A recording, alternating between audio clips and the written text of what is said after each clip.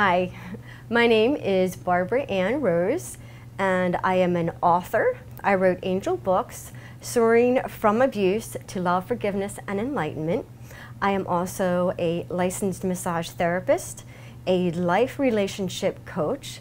So I help men, women, and couples in their relationships, whether it's coaching, or I also offer mentoring programs and weekend retreats. I've been doing this as a massage therapist. So I've been doing massage therapy since 2008. And I wrote my book in 2012. So I thoroughly enjoy helping people on a spiritual and emotional level, at that level. So everything that I do, everything that I'm about, who I am, comes basically down as spiritual and emotional healing. So what I would like to do is to explain to you, to give my definition of what I think of and what I see as spirituality.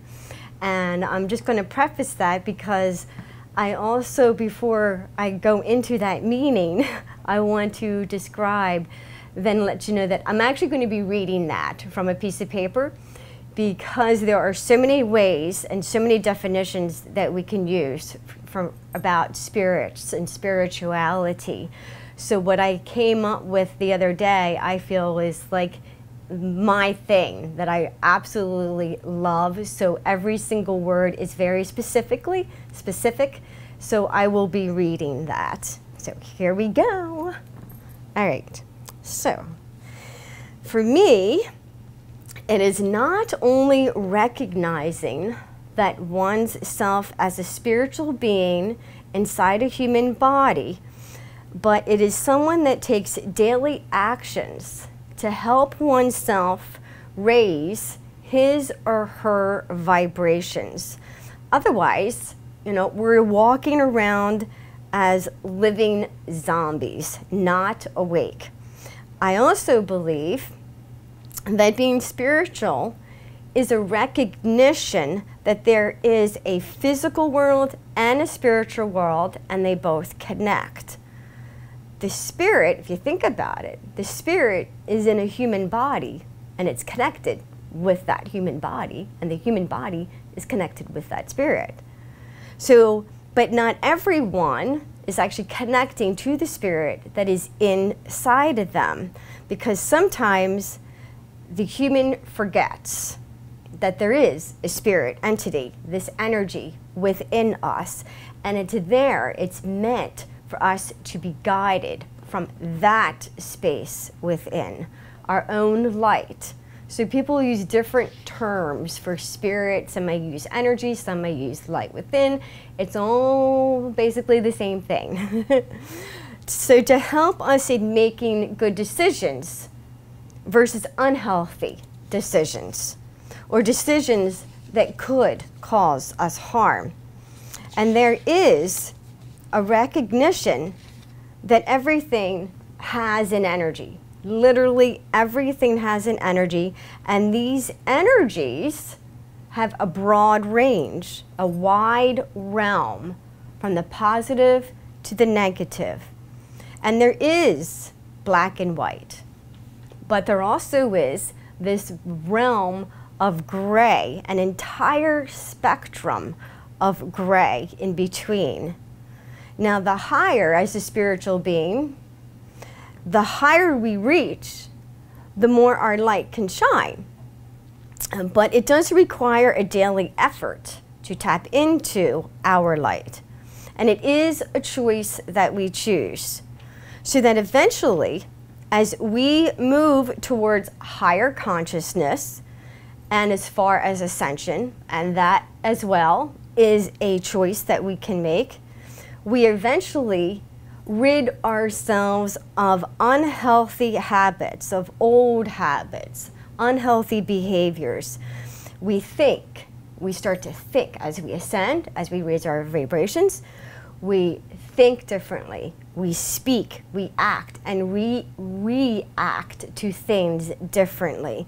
But it's all more from a higher perspective, a higher consciousness. It's seeing beyond the veil, from the physical into the spiritual. Yet, we have balance within ourselves because the human body we're in is in a physical world. Okay, so there are also, because I said about spirituality and explained that, there are also spiritual consequences to everything they do.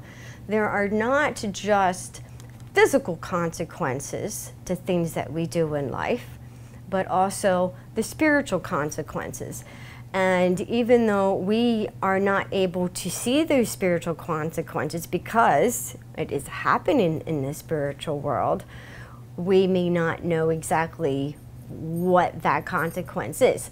For instance, there are certain things, so there's things that we do, there's things that we say. When we say bad things or we're hurt someone, whether it was consciously or unconsciously, let's just pretend for a moment, well, we're not really pretending because it is real and it is out there in this world, that there are people that actually harm people. There are people that kill people. There are people that maim people. There are abusers that sexually abuse people. You know, I mean, those are outright, we all know that those are outright wrong, bad things. And then when people do those kind of things, there is a spiritual consequence for it. So in the physical realm, with the physical consequence, okay, the physical consequence, you may get locked up and go to jail and be in jail for the rest of your life. That would be a physical consequence. So, but a spiritual consequence could actually come back and hit you in different ways. So if someone, say for instance, someone sexually abused someone, then later in the spiritual consequence could be that that man is now no longer able to use his stuff. It's dead. It's gone. God took it away from him. Because these kind of things are, memories are held in the body, energy is in the body, and so when we make these, do these acts and speak of these ways, it's still an energy. Everything is energy, and it's within us too, from what we're saying, thinking, and doing. So spiritual consequences can come back to us as disease. And it will show up however it wants to show up. We have no control over that. So that is an example of spiritual consequences. When we speak evil, if we're saying something that's evil, even if it's something, even if it's as simple as something, I hate this, whatever this happens to be. We're using the word hate, and hate is an energy, and hate is a lower vibration, vibrational energy. No one wants to feel hate. No one wants to express hate, really, you know, so that energy is within us. So if we say we hate such and such, and we're using our voice over and over again, using hateful words, a spiritual consequence perhaps could be that God, spirit, universe, you know, whatever, it may come back to us and perhaps we lose our voice, or perhaps we get cancer of the larynx, you know. So those are other examples as well as everything having a vibration and the spiritual consequences versus the physical and the spiritual. Spiritual teachers. So this also, when I think I'm a spiritual teacher, I consider myself a spiritual healer and teacher. It's not something that I decided to just stamp that name on me. It just kind of happened throughout my life of my own learning and going through things and one thing to another. And then here I am. And when I came up with my first site, which was spiritualhealingmassage.com, that was in 2008. And it was just something that came to me. It just came to me. I'm like, that feels good, sounds good. So that was my web domain. So it's not like I purposely did that in a sense. It happened naturally and organically where this type of information would be coming forth. So and the same thing happened with my website, Goddess of the Rose. It just kind of happened naturally. When I was doing massage, it would just turn into one thing to another, and just kind of magical things were happening, and I ended up saying, like, I need to put something to this. I'm a goddess, I feel like a goddess. This is more tantric kind of work, and Goddess of the Rose was born. So that was just kind of going into a backwards of like spiritual healing, and you know how that happened for me. My business name, Spiritual and Emotional Healing. And as a spiritual healer, as a spiritual teacher, what I have recognized, you know, for myself, and I always take these kind of things or my own personal experience as well. That's how I learn. That's how I learn in the physical, but that's also how I learn in the spiritual, about spiritual consequences of what we were just talking about. So as a spiritual healer and a spiritual teacher, you know, as a spiritual healer, we're doing energy work. And anyone who does healing work, energy work, is considered a spiritual healer. Now, I have seen many spiritual healers and teachers that say they're doing spiritual healing, whether it's Reiki or pranic or whatever the modality happens to be. I actually check on Facebook. Facebook, great social media. Twitter, great social media.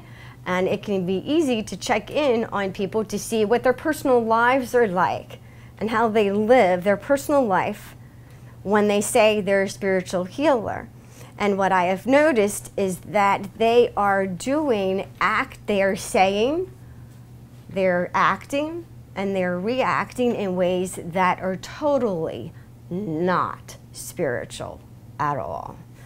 And some of these things, now sometimes these things are things, not just things that we say, but it also comes into the context of what we eat and what we drink, what we are consuming as human beings, what we are consuming as spiritual healers. So earlier I said everything has an energy, from the lower to the positive, the black and white and gray and everything in between.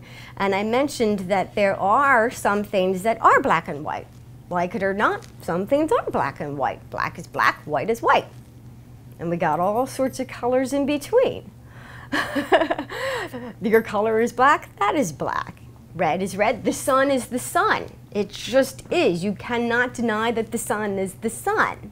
The sky is the sky. So there is such thing as black and white. So when we're thinking of energy, and me being a spiritual healer and being able to tap into energy and feel the vibration of that energy on such a higher level, on a spiritual level, out of the physical, out of the world and into the spirit. Some of the things that I watch out for, that people need to watch out for when you are seeking a spiritual healer or a teacher that you, the consumer, want to go to, there are 3 questions that you can ask that I believe are very important. Number 1, do they smoke? Are they consumers of tobacco? Number 2, are they consumers of alcohol? Do they drink alcohol? Any alcohol. Whether it's, they don't have to be an alcoholic. Do you drink alcohol? Pure and simple, 1 question. Do you drink it or do you not drink it? Yes, no. There's a lawyer coming at me. I'm not a lawyer, but it's a simple question with a simple answer. So these things are very, very low vibration. And the third thing is, which is very difficult, can be very difficult for people to understand or get, and is that the third question is, do they have any tattoos? The tattoos is a lower vibration. Whether we like to agree with that or not, it is. And I have noticed sometimes it's the new spiritual addiction. People want to tattoo their body. And it's dangerous. It's not just dangerous physically, it's actually dangerous on the spiritual level too. It's a low vibration. So those are the 3 main things that we need to look out for and watch when we are seeking a spiritual healer. Now, if there are spiritual healers, or if there are individuals that are interested, that feel that calling to be a spiritual healer or teacher, you know, and they do have these things, they do consume these things or have these stamps on their body, well, then they can take steps to help themselves. Because if we want to be a healer, if they want to be a healer, then they need to work on ridding themselves of their own addictions, so they can raise their vibration, so they can raise their consciousness to such a higher degree that they're able to be more pure. So it's about being more pure in spirit. More pure in spirit is about being more pure in the mind and the body. Alcohol takes away our minds. Tobacco takes away everything. It's just so low. It hurts our lungs. It gives us disease. We all know the physical consequences of these kind of things. So that would be my thought, is if someone wants to be a spiritual healer or teacher, work on self first. Become that higher being in that way before you go passing energy into that other person, into the client that you are working for. So I know I really want to stress on what a spiritual, not just what a spiritual healer is, but you know, how they are to be. I, as a spiritual healer and a spiritual healer, it's my duty and it is my responsibility, and I take it very seriously. And I work every single day a daily action. That's another thing that spiritual healers do and spiritual teachers can do. If we're spiritual, then we're doing something, we're taking daily activities, we're doing something every day to help ourselves stay where we're at and raise our vibration, because we won't want to go back down. We want to keep going up, you know? We all have our little falls here and there, and when we have our little falls or mistakes, then love and forgive yourself and move on and move upward and move forward. Like transforming. So when we transform, sometimes I like to give analogies that are easy for people to understand. So transformation can happen physically and spiritually. So spiritual transformation is, let me go back to the physical transformation. We all knew we can do a weight loss study. We can lose weight, we can go through a body challenge, and we can change our body to an unfit body to a fit body. That's a typical transformation for us on that physical level. And then there's also ways we can help transform ourselves spiritually. It takes the same activity. You know, when you transform yourself in your physical body and you go through this weight loss program, there are things that you do. You want to do them, you need to do them in order to transform them and get from point A to point B. You're going to eat healthier. You're going to have, I don't even like to use the word diet, but an eating program. Some things you're going to just totally get rid of your diet. Say you drink soda and you're just going to completely get rid of it. These are goals. These are things that are done on a daily, every single day, to help transform the body through the eating and through the working out and through the mind and having a positive attitude and just having the dedication and not giving up on this. And you can be your own inspiration. So there's the same things that we do when we can spiritually transform ourselves. We're taking spiritual measures. For instance, some people pray every day. And then there's different ways that people pray. People can pray with expectation or without expectation. It's better if we pray without an expectation and to be thankful for what we already have. So on a daily basis, do those types of things. Or read spiritual books of a higher vibration. Read books that call you, that you feel in line with, that you want to learn from. Even if it doesn't have to necessarily be from some guru, it can, but it could be a book that you're learning about chakras. It could be a book on chakras. It could be a book on tantra. It could be a book on sacred sexuality. because we can transform on our spiritual lives in so many different ways, because this is our human body that we have, and there's so many parts to us, and our sexuality is part of that, which is spirituality. When you think about that and get out of the physical and then into the spiritual part of you, and to be able and to embrace our sexuality from a spiritual place, oh, there are no words to express on what that feels like. As we talked about, you know, the spiritual transformation and physical transformation, that analogy that I put together there about weight loss. So part of my past is actually me being the director of fitness at Greenhouse International. And I was the West Coast, I handled the West Coast for the Bean. The Bean, Google it, it's up there. That was an amazing job. That was I would say that was my first dream job, because I was doing something I loved, and I'm getting paid for something that I basically already kind of do as a personal trainer. I was already a personal trainer, so I got hired at Greenhouse International, did this weight loss program. I managed, I found the people, I interviewed the people, I gave them the yes or no that you're invited into the program. I trained the people. I came up with all of the workout programs, cardiovascular programs, bodybuilding, dumbbell workouts, you know, on this Bean, and the nutritional program I put together for everyone. Some of it was basic, and other people were like, okay, you can have this, the other person can have that. I worked with them individually as well. So in the end, there was, I think, 30 people from the beginning that were allowed that come in, and 8 of them survived. So 8 of them ended up being on this infomercial. So I was like the go-to girl behind the scenes for the Green. So working with Greenhouse International, doing these transformations for other people was, it was fun. It was a wonderful job.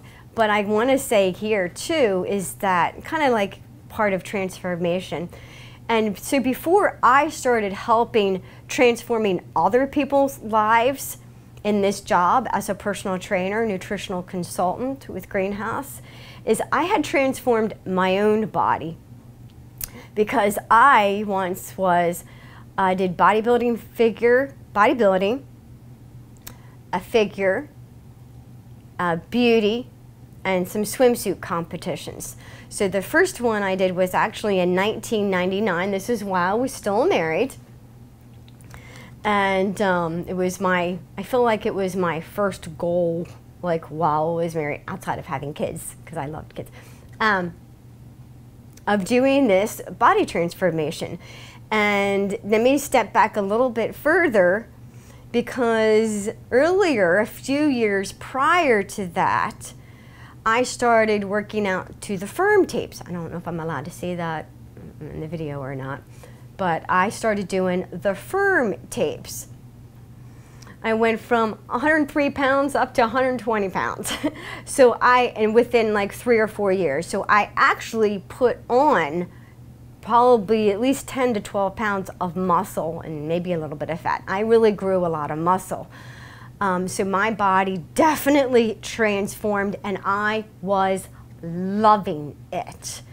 Then from that, I decided to take part into an EIS challenge. I'm not sure if I can mention that either. An EIS body challenge, which then led into the bodybuilding competition.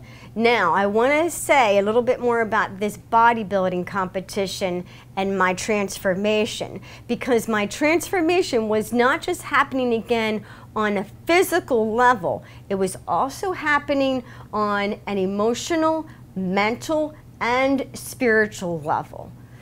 Now, I've always been tapped in to energy. I've always been tapped into myself. my body. I've always been aware of me, my body, other people. So when I was doing this transformation and I was practicing my bodybuilding moves, that is a requirement. If you want to get on stage and do your thing, you have to do certain poses. So when I was doing a certain pose, which happened to be an ab exercise, and my trainer also wanted me to pose, make sure when I'm practicing, do it in front of a mirror so you can see yourself, so you can tell what you're doing.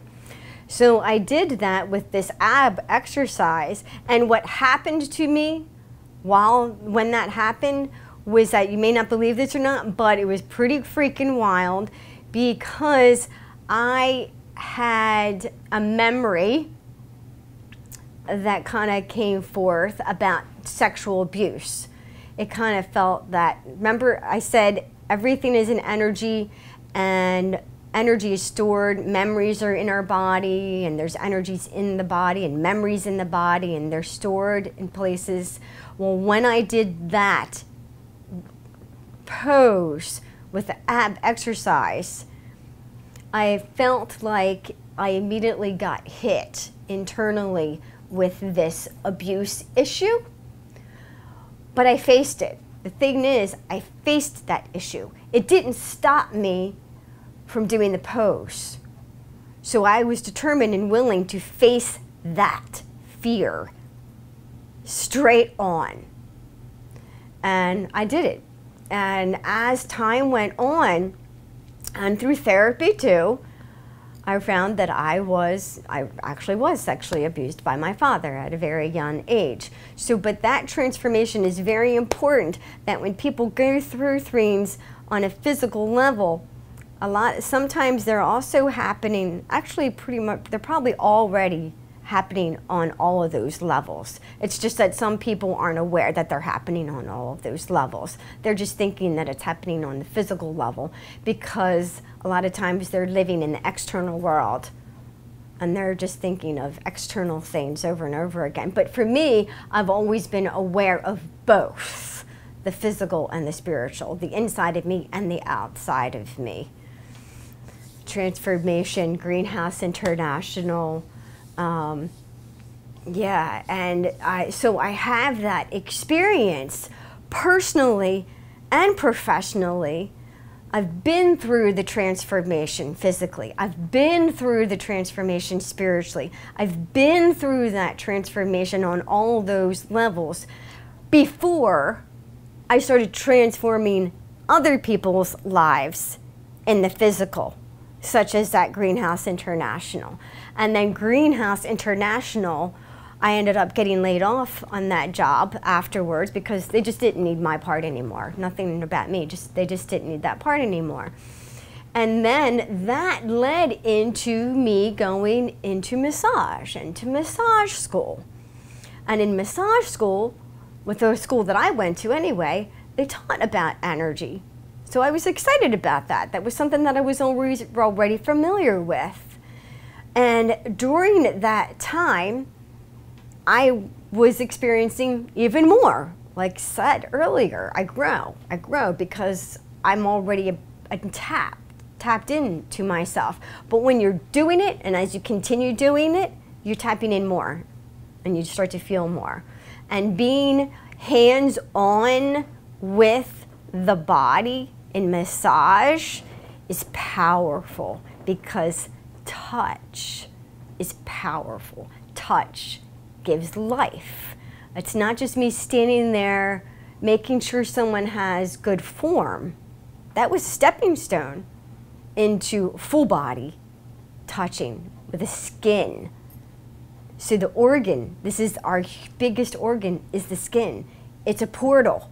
It's a portal for energy to move through, because it is a portal of energy. We are energy. And when you have another being that is all energy, and if that being, you know, such as myself or maybe someone else who has a higher vibration, and they're massaging someone and touching someone, that love, that healing energy is naturally going to move through the person. It moves through me as I touch. So there's that energy transfer through the touch that goes not just onto the person, into the person. So they're feeling love. They're getting a sense of actually feeling what love is, not what they think it is from the external physical world. Does that understand? It's kind of hard. Sometimes it can be hard to grasp that, but it's real. It is very real. So it's talking about Greenhouse International and transformation and how I transformed myself before I started helping others transform their bodies. I had mentioned about the sexual abuse. Excuse me. So now I would like to also discuss more about my marriage. I tapped in there that I was married and that I had kids. So I was married for nearly 15 years, 3 beautiful children. They're all adults now. So in 2001, which actually was also during a time when I was competing, so my husband was a sociopath. He just loved to control everything. He, some of the things that he would do is, you know, when sociopath was those types of people, I've always kind of said to before, where there are types of controlling people that are adamantly controlling. I mean, they beat their wives. I mean, you can tell they're adamantly controlling and inside and outside of the home. You can tell it's outside of the home. But there's also the other whole side, the other spectrum, where they come across as if they're a god and they know everything. They're smart, they're intelligent. Hey, they're a Marine. They know how to kill people. Expert rifleman, brown belt in karate. Hey, well, good. It goes to church every week. God-loving person. All these kind of good things, which is nice. But at home, in the house, was a different story. And he came across that way in behind the scenes in the home too, where he just had this presence about him, where it's almost like as if what he says is right and what I said is wrong, or not welcomed, or just not approved, or whatever I happened to say. It was always more about him more than me, you know. So he wanted to control. It almost felt like it started to becoming more like a mind control. I wasn't really aware of it so much, but my family noticed those kind of things. And so with the mind that way, he would just present himself and come and say things that would just make a person feel low, like a child, like a baby, almost like as if, well, I'm the adult and you're the child, and this is the way it is. So some of the things that he did on a physical level, he never actually physically hit me, and I do thank God for that, but there were a couple times that did come close, because anytime, you know, when their husband or partner or whoever you're living with, if there's violence in whatever shape or form, whether it's through the mouth or with the hands, physically hurting the other person, or taking a phone or taking a calculator or taking a piece of something and breaking it and then throwing it at you, it's kind of scary. The other person is scary. That's an abusive relationship where you have someone taking something and actually throwing it directly at you, but not actually hitting you, maybe passing you, but then it's so hard the way that he threw, he actually made a hole in the wall. Other times he would just beat down the doors. The closet doors were no longer there in the house. Holes in doors. So those are little examples of that kind of like physical damage of property. On a spiritual level, with where I felt that he wanted to control my spiritual walk, and that's actually where I just put my foot in. On the inside of me, I put my foot down because I made that I was thinking, okay, you can control me here and there. Yeah, all right, I'll get over that. I'll handle it. But don't you dare tell me what you think God wants me to do in my life. No one else knows your purpose in life but you and God. Not your boyfriend, not your girlfriend, not your rabbi, not your priest. No one knows your purpose, but that is between you and God. So my husband at the time, he made accusations, and he would say that, oh, no one is going to come to you and about God as a personal trainer. And so I knew that he didn't get it. He didn't get me. He didn't get why I wanted to do that. That it didn't have to do with God so much. Being a deacon in a church, you know, it didn't have to do with that. It had to do with my purpose, my walk in life. So I knew at the time that I wanted to become a personal trainer. I was going through this transformation, this competition, and I knew that was part of the calling in my life. So I knew there was going to be a step for me to go to that. So when you have another person, such as my husband, tell me, God doesn't want you to do that. Well, you could do so much better in this MLM industry that we happened to be in at the time. So that's when I put my foot down and told him and just said inside of myself, no more. And I started to stand up more in my own right. So that was a spiritual concept, a spiritual thing that he did, spiritual abuse. I mentioned the emotional abuse and the mental abuse. And there's also the sexual. Now this is where things can get tricky when it comes to sexual abuse, whether it's from your whoever it may be from. Because a lot of, basically, when someone asks a question, it's about permission. It's about asking for permission, even in sexual encounters, even between a husband and wife, even between a boyfriend and girlfriend, because we really don't know who that life of that other person that we're with.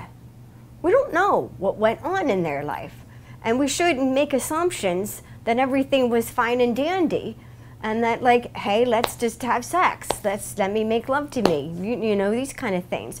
So there's still a spiritual duty and responsibility, and just the honor and respect of asking that other person for permission before you do certain things, especially when it comes to sacred areas of a person's body, such as a woman's breasts and her sacred area, you know, down below, or even a man's sacred places down below.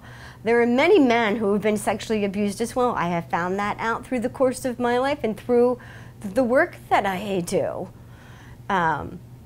It's just not said so much. So with my husband, and where I'm going with that is that there have occasions where I would be sleeping and then he would start coming on. And this was also, I want to say, I was sleeping and he would come on to me and he would start doing things, but this was also during the time that I was in therapy. I was in therapy at the time, specifically for sexual abuse.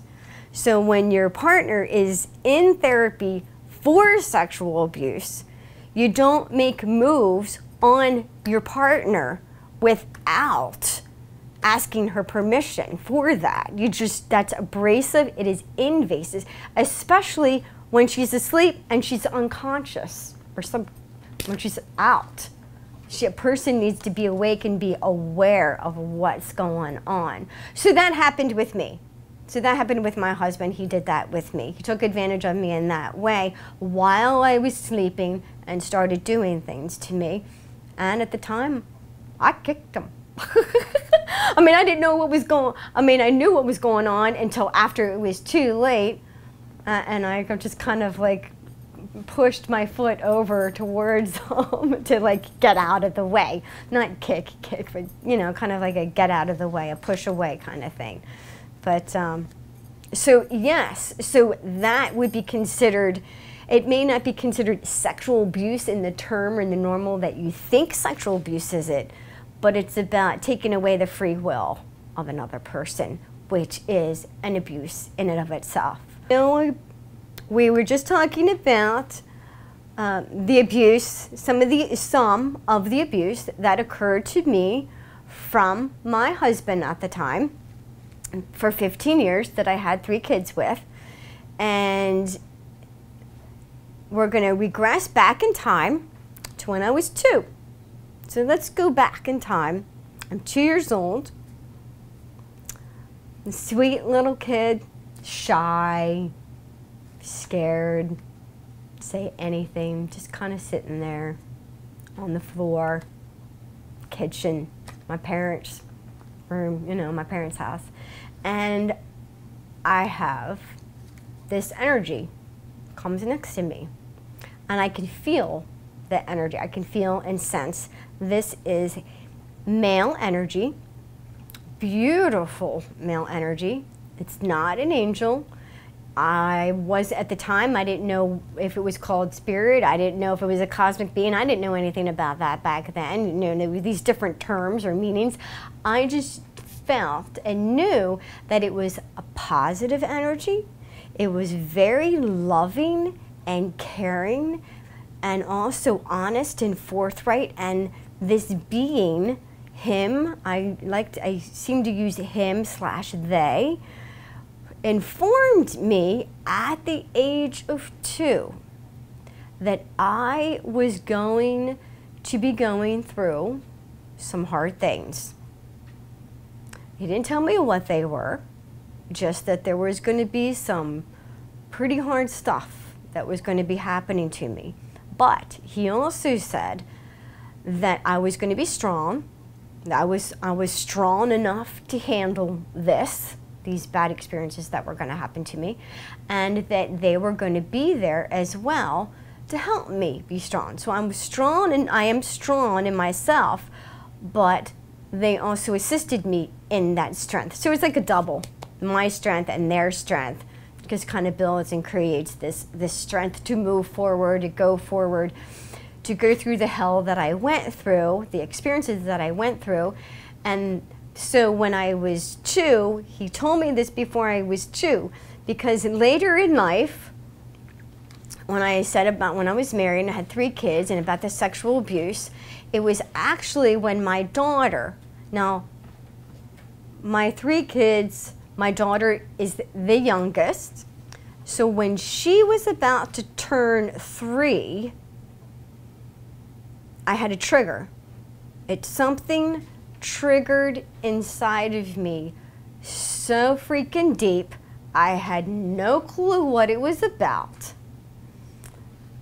And then through the therapy, ended up going through therapy and all this kind of stuff, you know, I found out about the sexual abuse. So when I had this memory of my being at 2 that I never forgot, that this experience happened at 2, and it kind of clicked. Like, I was 2 when this being came to me and told me things were going to happen. Some bad things were going to start happening. And it was interesting that when my daughter was close to being 3, that I was triggered on a deep level. Now, when I was going through the therapy, the age range that kept popping up in my body memories were between 3 and 5. that my father sexually abused me. So this angel, this being of light, came to me at 2 to warn me. He wasn't going to give me details. He wasn't going to tell me what happened, just that it was bad stuff was going to happen. And yes, bad stuff happened between my father and I know between 3 and 5. This just seemed to be the strong years. So this being of light was telling me about this, but he also said the reason why I was going through this, the reason, my purpose for being born, my purpose in life, that I was born for a reason, and that reason was to help humanity in a spiritual way, in a big way. Because I specifically recall, you can believe it or not believe it, that's your choice. But I know what I felt, I know what I heard, I just knew. It was undeniable feeling that you just know. Like I said in the beginning, the sun is the sun. You just know it's the sun. It's that kind of knowing. And I believed it. I didn't disregard it. I didn't repress it. I never repressed these visions that I had. I never did that. I always was aware of these things. So when he said my reason for being born, that I'm going to help humanity in a big way, in a spiritual way, and I'm going to use my life as an example, I'm like, okay. And then life happens. And then life just happens. And throughout what I experienced with my dad, with the abuse, and then as a teenager, I ended up having an eating disorder. Older teens, young adult, and it was bulimia. And there's a whole thing we could talk about with bulimia, but I don't want to get too much all into that, because just like sexual abuse, there's a whole realm of what sexual abuse is, and so many things that can be done to someone that is considered sexual abuse. It's with bulimia, it's the same thing. It's not like I ate and purged every single day. That's not how it was. But I knew intuitively, I knew down inside of me that what I was doing was not healthy. I knew I was pushing down emotions. I was pushing down feelings that I didn't want to feel. I didn't know what it was that I was pushing down. I just knew that I was pushing down something, and I didn't like it. And then the release of purging it out of the physical, purging it out of the body, was like a breath of fresh air. And I feel like, okay, but that doesn't work.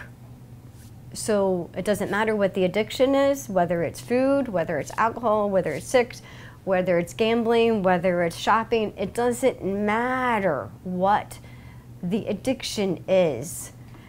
It's all self-hate. It's about not liking ourselves. So yeah, the being a light at 2, telling me my purpose. This little baby, this little child at 2 years old, to hear these kind of words and then go through the experience that I went through in childhood, teenage years with bulimia, got married, met the man I was going to marry at 19, married him at 21, married for 15 years. I've had so many visions and so many premonitions throughout my life that I could talk hours about so many of them. And now, like, here I am, spiritual and emotional healing. And I feel like this is my time to shine as a spiritual emotional healer and help others learn more about energy and your vibration. And what are you vibrating? How much is it love? Are you growing? What are you doing every single day to ascend, to raise your vibration? I'm here as that coach, as a mentor, as a body worker. I heal through my voice. I heal through my hands. I heal through my body, because my body is a vessel too. It is one big whole cosmic vibratory mast. And I work again, and all of this has happened for me in a natural, organic, divine way. My life, the divineness, the being of light, from one part of my life to another part, into the next sect, into the next part. And as I grow, I hear more, I learn more, I see more, I feel more. So I'm here as a spiritual and emotional healer. I do not drink. I had one time used to, and there's a story around that. And that's how I know, that's also how I know the difference between the good and the bad, because I've experienced both, because I've done both, because I've been on both sides. So I do know what it looks like to have those things in my physical life and ingest those kind of things, and then experience the spiritual consequences of them. So I felt it, I've been through it. So that's important for everyone to know too, that I've been on both sides. So I know the vibration and the feeling of both sides. And having the gift of discernment, I'm able to discern the lower energies versus the higher energies versus actual demonic energy. They're all different vibrations. We're all energy. Spirit is energy. Pure and simple. Everything is more pure and simple when we really think about it from a spiritual perspective versus the physical perspective. Because when we get into the physical, the human mind wants to think too much over and analyze everything. And it takes some effort to get out of the physical part of all these external things, to calm ourselves down, to calm the mind down, so then we can get back into this spirit being that's inside of us to guide us. So that's my purpose. That's part of what I talk about in what I teach, ultimately about helping people get back into the spirit that's within them and helping them make just choices from that state. So I can help them, teach them things, say things, challenge them with questions as well, and give them things that they can actually do to help them raise their own vibration. Like I said, I do that in whatever type of work it is that I'm doing. My father, all right, well, I came from a Roman Catholic family, good old Roman Catholic family that went to church every Sunday. And my parents had 7 children. My mom was actually pregnant 9 times, but she had 7 live births. Actually, 2 of them that she miscarried were right before me, so I kind of found that fascinating too. And I just felt like that was another reason why, like, okay, I really know why. I really know I was meant to be born. But anyway, yes, so I am number 6 of 7 children. And so when my father, now remember, I didn't remember that I was sexually abused, until I was about like 35. and going through the therapy and going through years of therapy, and then figuring out, and finding, and I really wanted to know who the abuser was. I didn't know who the abuser was. I thought maybe it was an older brother, but then I thought, no. So I searched, I wanted to know who the abuser was. And one of my therapists said this, when I say one of my therapists, this kind of goes back to the controlling husband, the sociopath. because he had me bouncing, he had me like, I was like a bouncing ball, and took me to many different therapists because for whatever reason, he didn't like them. But anyway, so there was this one therapist that I ended up connecting with, and my husband was okay with it, because the only reason my husband was okay with it is because I told him that I was going to see her about my dad, because I thought about the sexual abuse, I was going to talk to her about the sexual abuse. So like, hey, that's all good, hon. But no, lo and behold, I'm talking about whatever I want to talk about.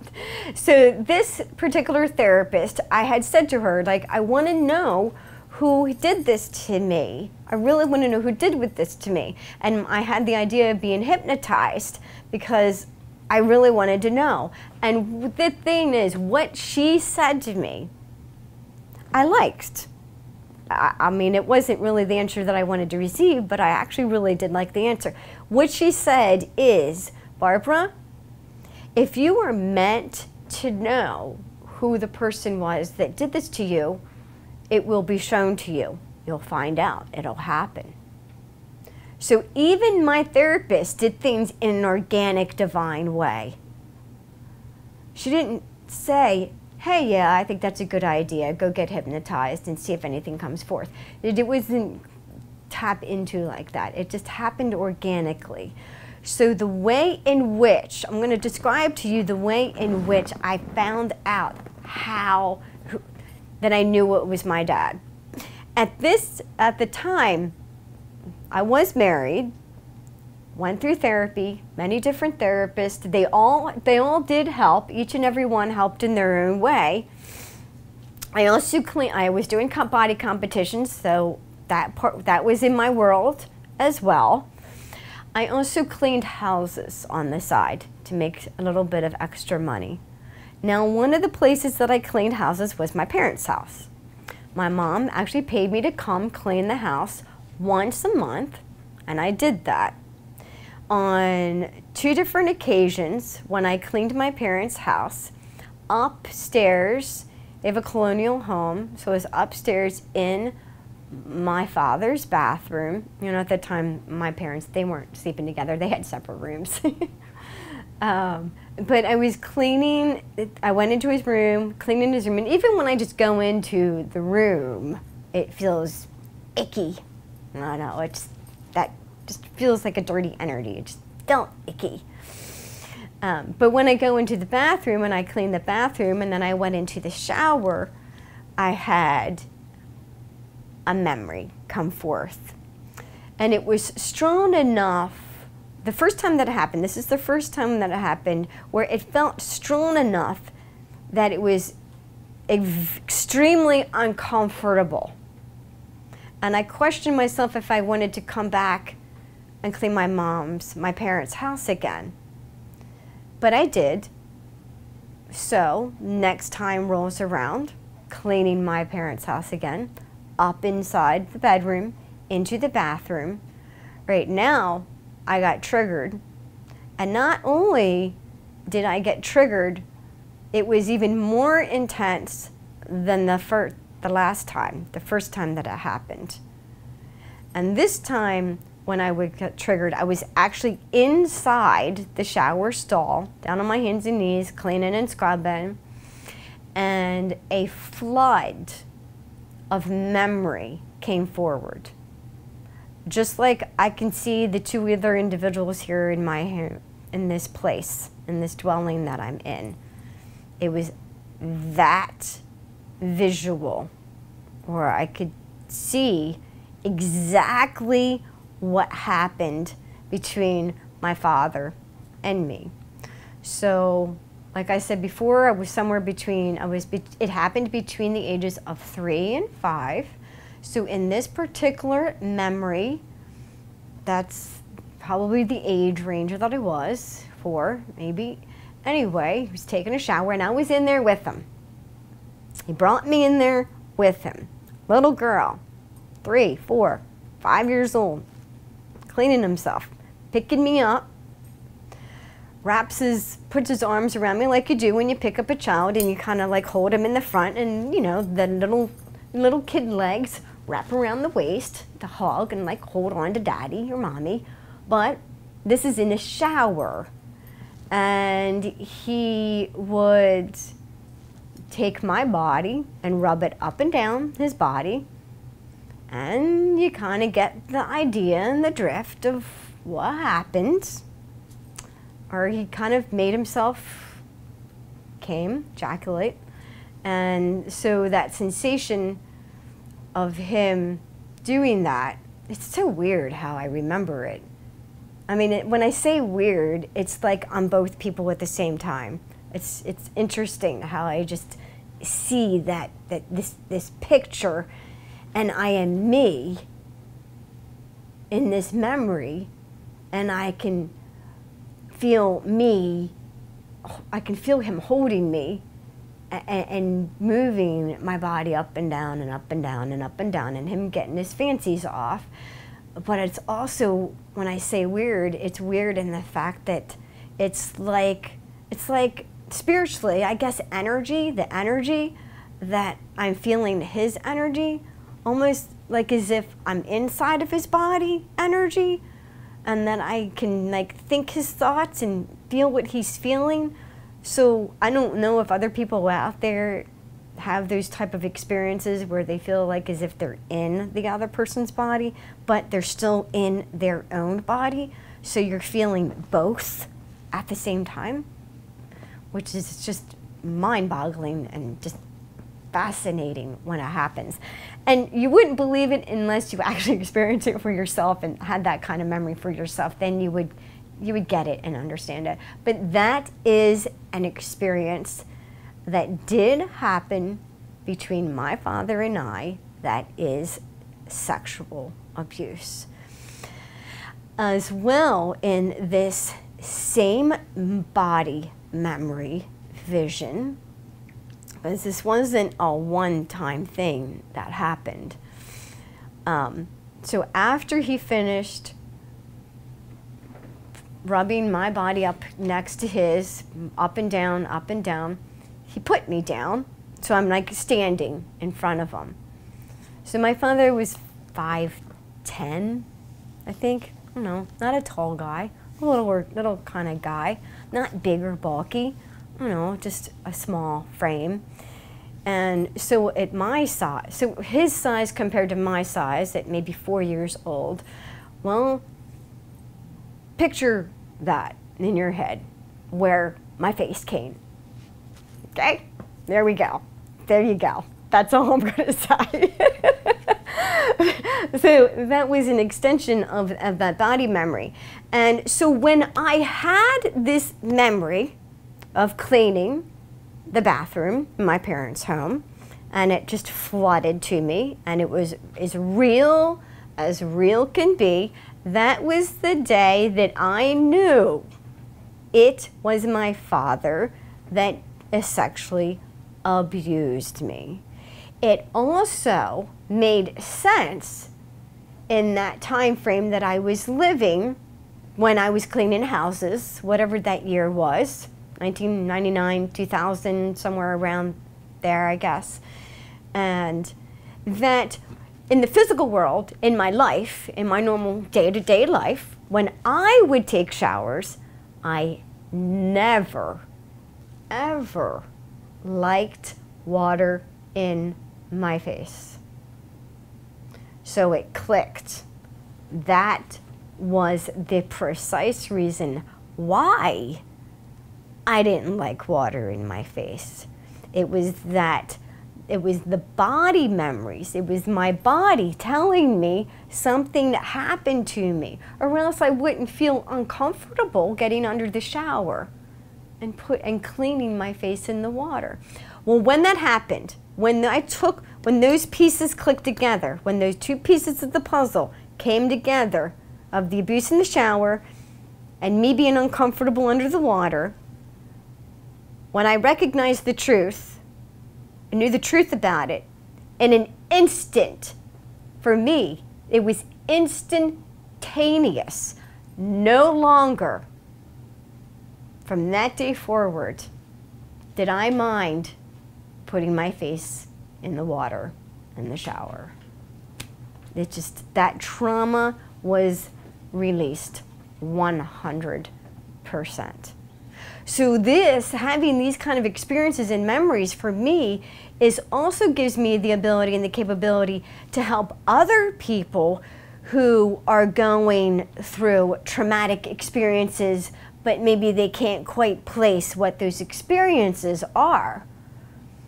So me being able to, as a spiritual healer, I can tap into their energy when they're talking to me by the way their body language is, what they're saying, how they're saying, everything.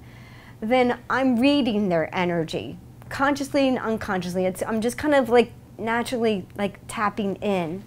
And even that is all organic. Because even when I'm talking to someone, whether, it doesn't matter who they are, whether they're a massage client or whether coming to my coaching, it doesn't matter. If they're talking to me, I'm kind of like tapping in. And whatever comes out of my mouth, I don't plan it. Whenever comes out of my mouth, or a thought that just happens to be there, ask her this. And if it seems weird, ask her anyway, or him or her, ask her anyway. And in the end, at the end of the session, or during the conversation of the session, it just happens magically, organically, naturally, divinely. So that's the importance of staying organic and natural and in the flow and in the divine manner of things. So you can find things, the answers will present themselves there to you when you're ready to receive it and when you're open to receive it, because you have to be open, an open mind and a willing heart, you know. So yes, so the sexual abuse with the dad. Another instance that we're having now, I know that was that was a shower instance, the trauma, release of the trauma. Other times of abuse that would happen with my father were actually in bed while I was asleep, and he would do things to me orally or with his finger. There was never actually any intercourse, but it was all with his lips or you know, or fingers, those kind of things, down there in my sacred space. So that would also be an understanding and a click, pieces of the puzzle fitting together when my husband did to me what he did moments ago, quite a few minutes ago, when I was describing the experience of the husband with the quote-unquote sexual abuse. And so the reason why, you know, that would trigger me so much is because that actually did happen to me from my father at that young of an age. So it'd be natural for me to guard myself during sleep. Like, don't, you know, so men, you know, don't do those kind of things without the permission of your partner, even if it's in the middle of the night. I know it can be hard to like just keep going forward, but like I said, I mean, we really don't know. I mean, we really don't know what's inside people, the memories that are there. So be cautious, be careful, you know, be honorable and be respectful about these kind of things. So now with my dad, he did pass away in 2010, and I knew in my life I wanted to forgive him. It was very, very important for me to have forgiveness from my father, and it happened.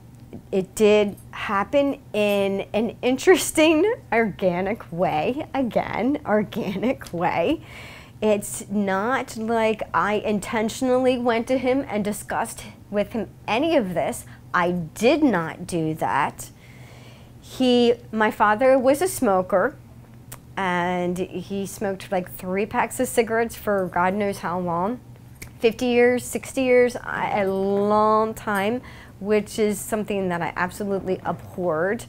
But so he quit. And the reason that he quit, he was forced to quit because he had a heart attack. He's had little heart attacks, but then he ended up having to go into got sick, ended up having to go into the hospital, had to do a triple bypass. So once the triple bypass happened, cigarettes, no more. And it was easy for him. It was just no choice. There was no choice about it. He just didn't want to. Pure and simple, just not there anymore. So one time there was a day that I went to visit my parents, and my father came up to me face to face, eye to eye, and said, "Barbara, I don't even want a cigarette anymore." When he said that to me face to face, that was the moment I forgave him. That was it. Pure and simple. He knew that I hated the cigarettes. He knew that I didn't like him very much, and he knew that I abhorred the cigarettes. And for some reason, there was this kind of like interesting, even though I hated my father, I grew up hating him with a passion forever. I hated him so much, I wished him dead. And so to come to that state where he just said, "I don't even want to smoke anymore. The desire is completely gone after this surgery that I had." It was very magical. And it just kind of like, it is what it is. And now I just forgave him. My spiritual gifts. Oh, God, thank you. Yeah, sometimes I really do say thank you, God, for my spiritual gifts. Because the gifts that I have, that I've been able to, there are countless experiences, which I may write another book about it. And some of those experiences are in my book, Angel Works, Soaring from Abuse to Love, Forgiveness, and Enlightenment. You know, people are used to, we're used to hearing our spiritual gifts, about seeing the unseen, hearing the unseen, being able to touch and like feel the truth. But there's all five, it comes through all five of the senses. But what we typically hear about is the sight, the hearing, and the feeling, and the knowing.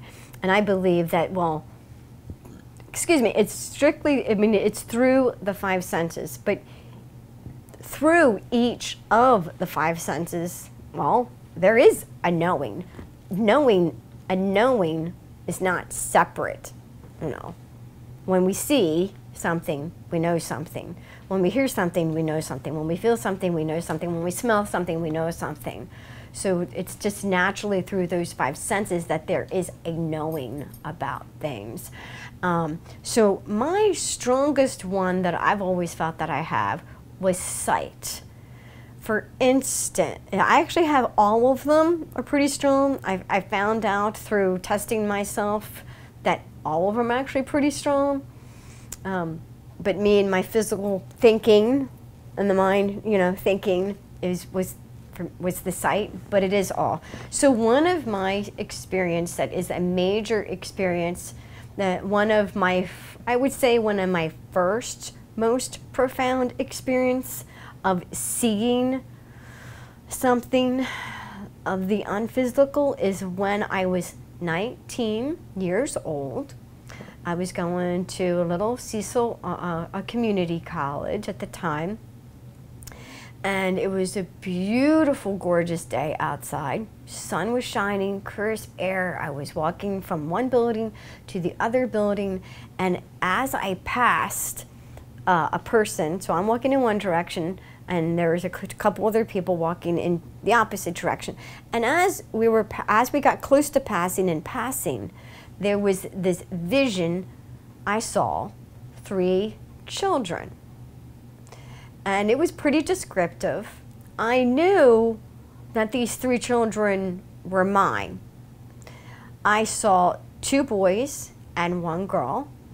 I could tell that they were all close in age. They were in the house that I was going to eventually be in when I had these kids, and in a dining room with a dining room table, the furniture, and all three of these kids, they could all walk at the time. They were all walking, and they were playing around the table. You know how kids do. They like to romp around and scrum and scurry and go around tables and under tables. Well, that's the vision that I had. 2 boys and a girl. But in this vision, I didn't know where the girl played in the picture. I just knew 3 kids, and 2 of them were boys, and 1 of them was a girl in a house, in a dining room, playing around. Lo and behold, that's exactly what happened. And at the time, I was single. I didn't even have a boyfriend yet. There was no husband, there was no boyfriend. But about 2 weeks, I remember that too, 2 weeks after that vision, I met the person that I was going to end up being married to.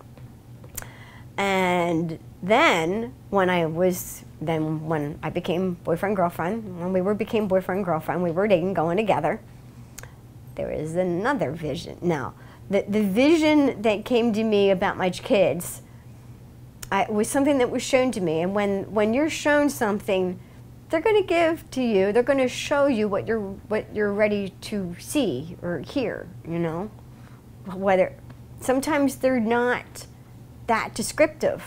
Some of my visions aren't that descriptive, but some of them are extremely descriptive. Sometimes they're so descriptive, you can practically put your hand on the table where the kids are playing. It almost feels that tangible.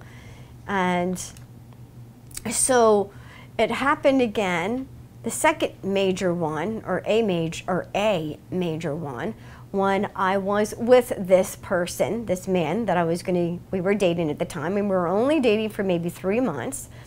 I was 19, so he came over to the parents' house, had a little, you know, time together, probably dinner with the parents, and just relaxing, and, you know, little boy-girlfriend stuff, you know.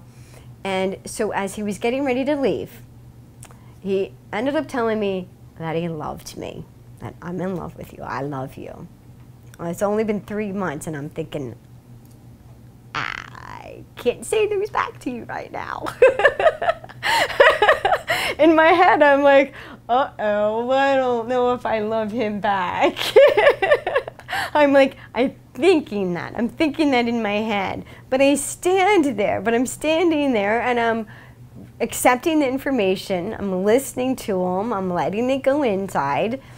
But the one thing that I think I did say this at that particular day, is that I had a boyfriend, you know, prior to him, and I was close with his mom, the ex-boyfriend's mom. She really liked me. So I was like, you're good for my son. I was always good for their son. With the moms, I'm always good for their son.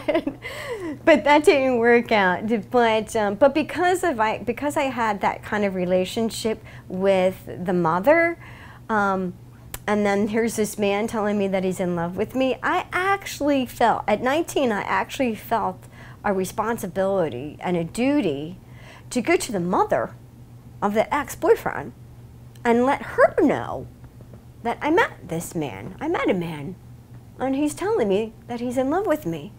But I feel like I want to come to you and I want to tell you this.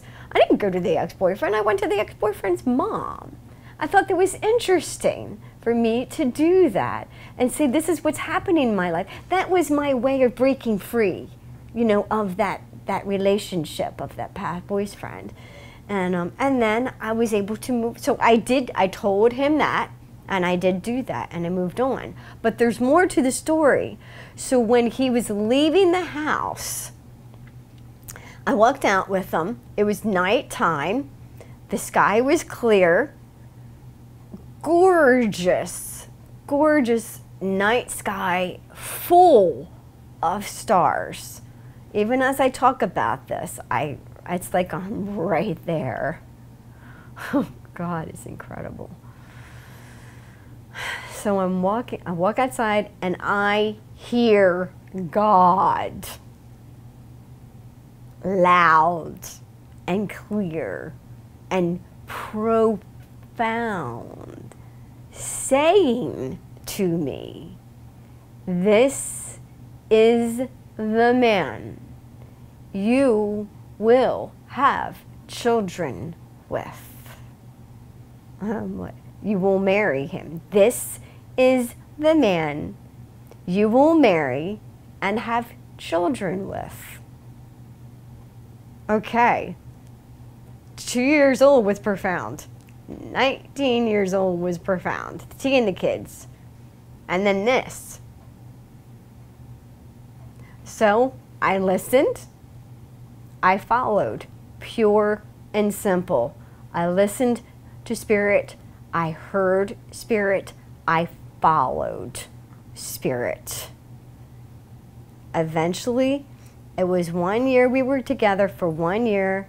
He asked me to marry him, which I already knew was going to happen because I can see things before they happen, and I kind of felt the energy. So it was like, yes. So I said yes.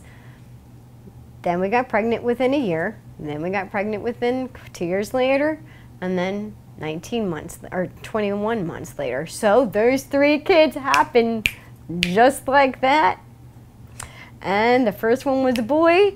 And I'm thinking, okay, I'm pregnant and I know my vision. I remember seeing it. I'm going to have 3 boys and a girl. Oh, I want my girl first. I want my girl first.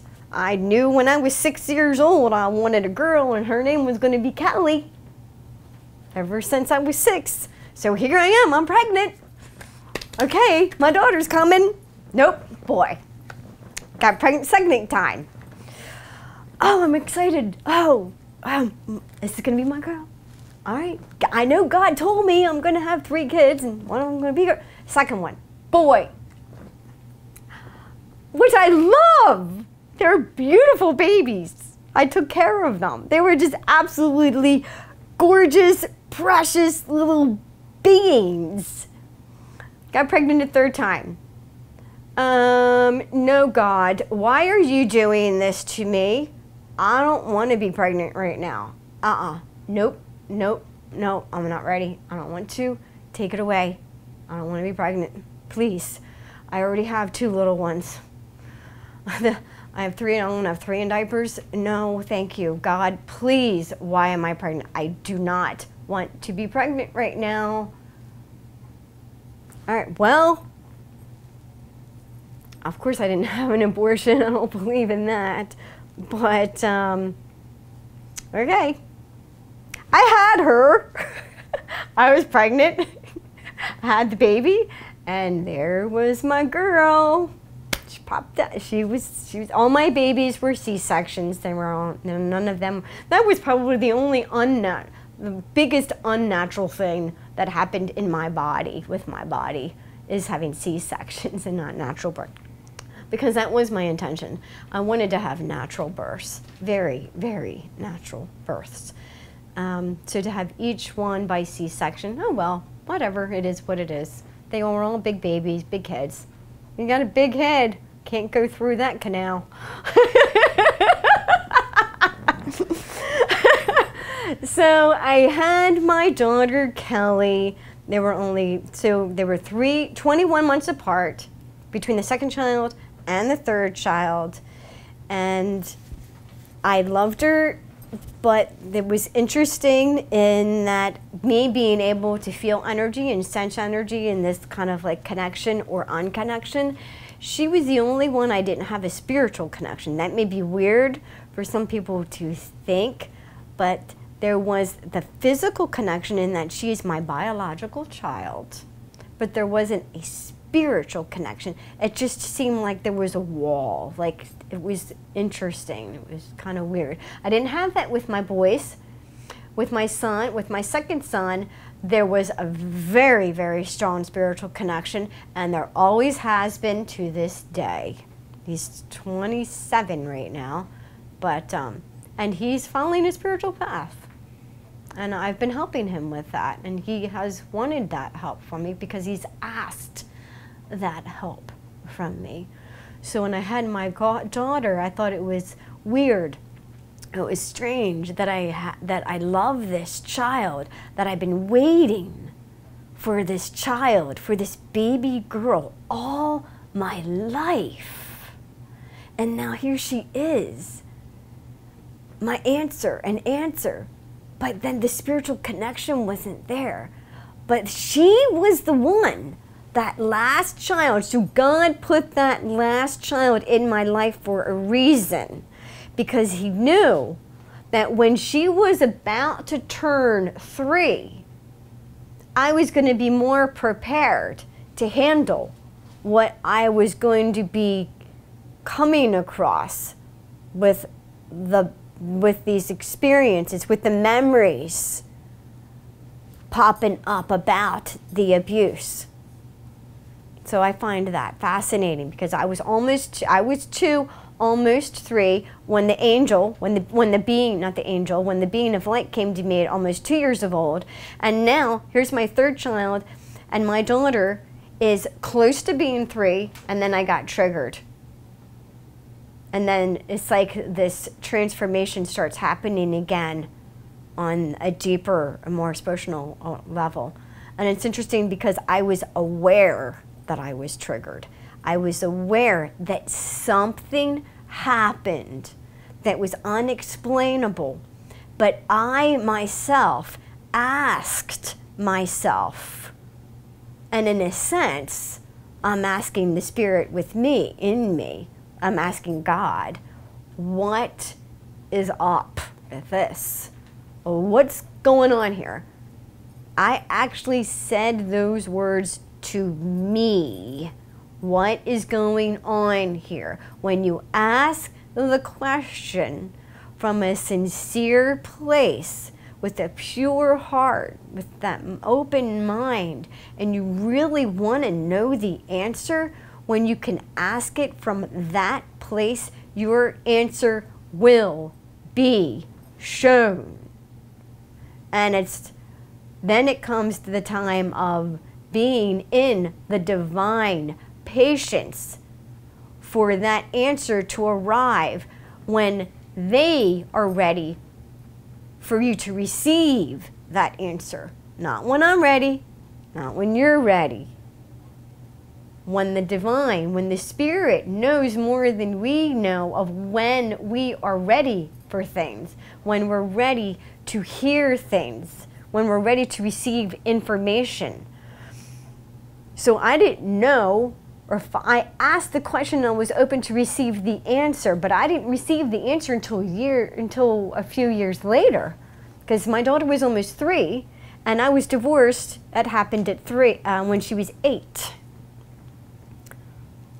So, you know, everything that I've been talking about really leads into what I am currently doing right now as a licensed massage therapist, a life relationship coach, with coaching and mentoring men, women, and couples, ultimately to help individuals become their better selves.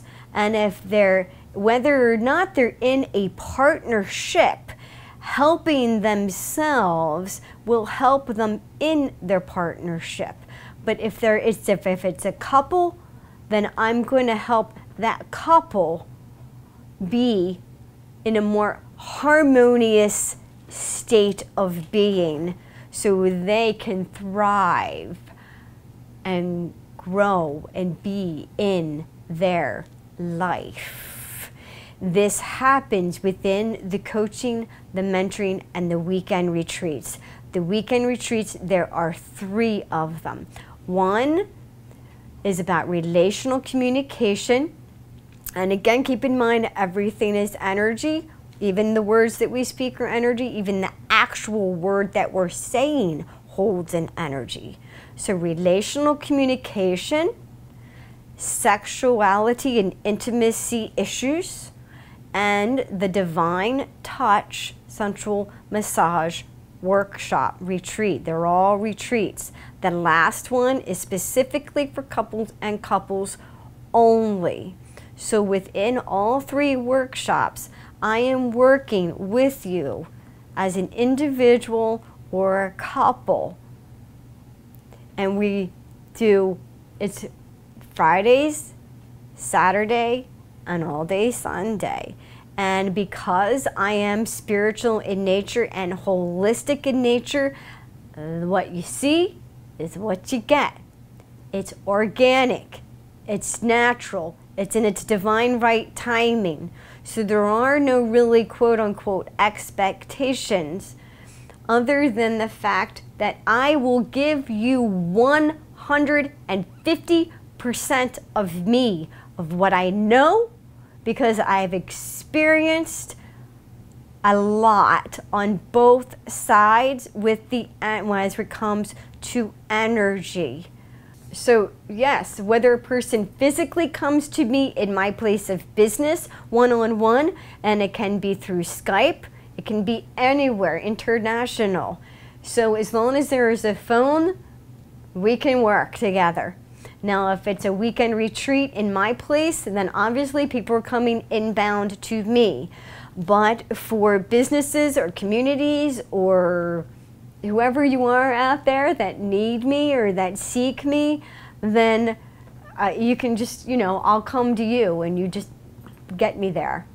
And like I said, I work in an organic, natural way in the divine timing and divine rightness. And one more thing, another thing I can say about the weekend retreats is that I do meditations. And that's done on a daily basis as well. And the reason why I do that is to be able to help the people that are here with me be relaxed. You know, ultimately it's to help them get into a more relaxed state of mind. And I use different forms of meditation. It's not just sitting there and being silent for 20 minutes, because some people can't handle that. And I do a different variety because there are different types of people. So for instance, one of them may be like a drumming meditation. One of them may be about dance. I might have sensual dancing, being tapped inside of yourself, and we can do that as a meditative. It's active. You are active with me and I am active with you. We integrate, we work together, and I make it fun.